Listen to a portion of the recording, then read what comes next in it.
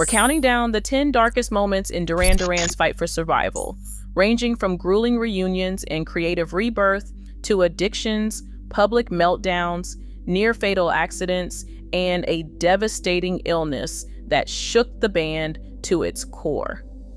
Each entry climbs the scale of danger and heartbreak, revealing what it really took to keep the music alive. Let's begin with number 10. In 2001, the original 5 members of Duran Duran stood together again, announcing a reunion that many thought would never happen. Years of fractured friendships and solo projects faded into the background as they stepped onto stages from Tokyo to London, playing to sold-out arenas and crowds who still knew every word. The Astronaut album arrived in 2004, backed by a relentless tour schedule that stretched across continents. Night after night, the band found a kind of therapy in the rhythm of the road. Each show was proof that the music and the bond between them could outlast any headline. By 2006, Andy Taylor had left once more, but the tours had kept Duran Duran alive, giving them the momentum to keep moving forward. By 1993, Duran Duran faced a world that had moved on. Grunge ruled the charts, and the band's glossy pop seemed out of place. Then came Ordinary World. Simon Le Bon wrote the lyrics as a tribute to his friend David Miles, who died from a heroin overdose. The song's quiet ache and honesty surprised critics and fans alike. It soared to number 3 on the Billboard Hot 100, breathing new life into the band's career. The album, known as The Wedding Album, found Duran Duran trading glamour for vulnerability and proving they could survive by telling the truth. By 1985, the cracks in Duran Duran were impossible to ignore. John and Andy Taylor teamed up with Robert Palmer and Tony Thompson to form the Power Station, throwing themselves into a harder, funk-driven sound. Their single Some Like It Hot raced up the charts, sounding nothing like Duran Duran's glossy pop. At the same time, Simon Le Bon, Nick Rhodes, and Roger Taylor created Arcadia, chasing art pop ambitions with the album So Red the Rose. Both projects found success, but the split exposed how far the band had drifted. Each new single felt like a broadcast from a different world, pushing the original lineup further apart. July 13, 1985. Duran Duran stepped onto the stage at Live Aid in Philadelphia, facing a crowd of nearly 100,000 and a global audience of over 1 billion. The pressure was crushing.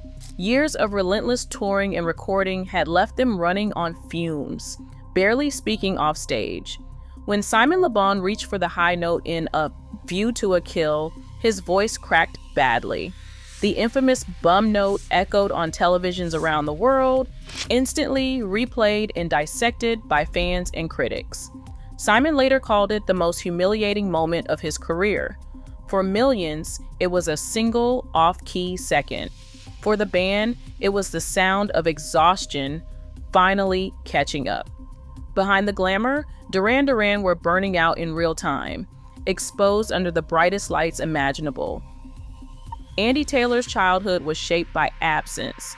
Raised in the industrial northeast of England, he spent years without his mother, left to make sense of a world that felt indifferent. In his memoir, Andy describes the sting of feeling unwanted, how the empty seat at the table became a quiet ache that followed him into adulthood. Growing up working class, he learned early to rely on himself, but the cost was a restless volatility and a need to prove he belonged. That wound never fully healed. It drove the swagger on stage, the bite in his guitar, and the battles off it. Andy's story is not just about addiction or fame. It is about a boy who carried his scars into the spotlight, searching for the acceptance that childhood denied him. John Taylor once said that cocaine wasn't a party favor, it was a prison. In the early 1980s, as Duran Duran's fame exploded, John's dependency grew quietly but relentlessly. What started as a way to keep the party going soon became the only way to get through a show, a hangover, or even a conversation.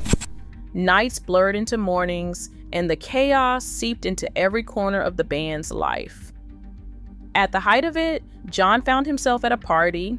He was so high he jumped onto a table, lost in the music, and came down hard, right onto broken glass.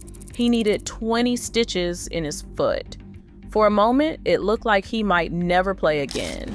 The injury was a wake-up call, but the addiction kept tightening its grip, making every day a gamble for both his health and the band's future.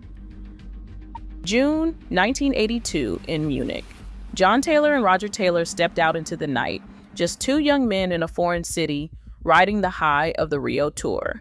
The city felt electric, but safety was an illusion. Out of nowhere, a group of men closed in, armed with bats and clubs. There was no demand for money, no warning, just sudden violence. The blows landed fast, leaving bruises and a deep sense of shock. At least one of them needed hospital care, and the band missed promotional appearances in the days that followed. According to later interviews, the attack forced Duran Duran to rethink everything about life on the road. From that moment, security became a constant presence, with bodyguards at hotels, tighter controls at venues, and a new awareness that fame could make you a target as easily as a star. The glamour now came with a shadow, and paranoia became part of the job. September 1984, Pinewood Studios. The set for the Wild Boys video was a dystopian playground of fire, water, and spinning machines. Simon Le Bon was strapped to a massive windmill rig, harnessed by the waist, ready for another take. The plan was simple. Each rotation would plunge him underwater, then bring him back up, all in time with the music and the cameras. But on one rotation, the mechanism jammed. The windmill froze, leaving Simon upside down, his head and shoulders submerged in the tank. Seconds ticked by. He could not free himself. Water filled his nose, his lungs started to burn. Crew members rushed in, shouting for the emergency divers. For a moment, no one could find the release. Simon thrashed, still strapped in, as panic spread across the set. Finally, a diver managed to cut through the harness, dragging him to the surface. Simon gasped for air. He was alive, but only just.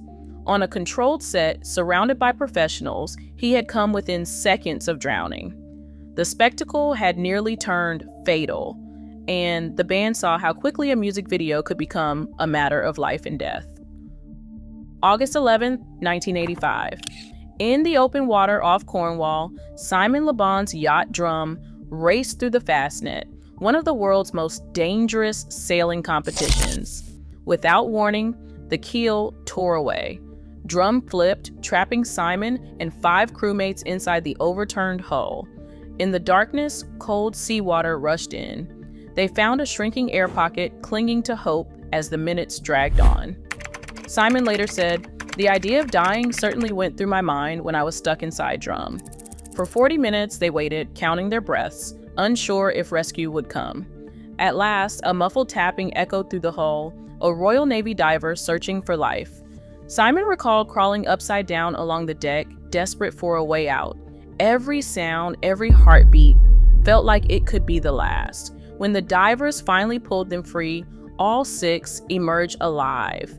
The Atlantic had almost claimed them, but luck, just this once, held out. In November 2022, 4 members of Duran Duran stood under the lights at the Rock and Roll Hall of Fame, surrounded by applause. One microphone stood empty. Simon Le Bon reached into his pocket and unfolded a letter. Andy Taylor, the guitarist who helped drive the band's wildest years, was not on stage. Instead, Simon read Andy's words aloud. He had been diagnosed with stage 4 metastatic prostate cancer 4 years earlier. He had planned to be there, but a setback in his treatment made travel impossible.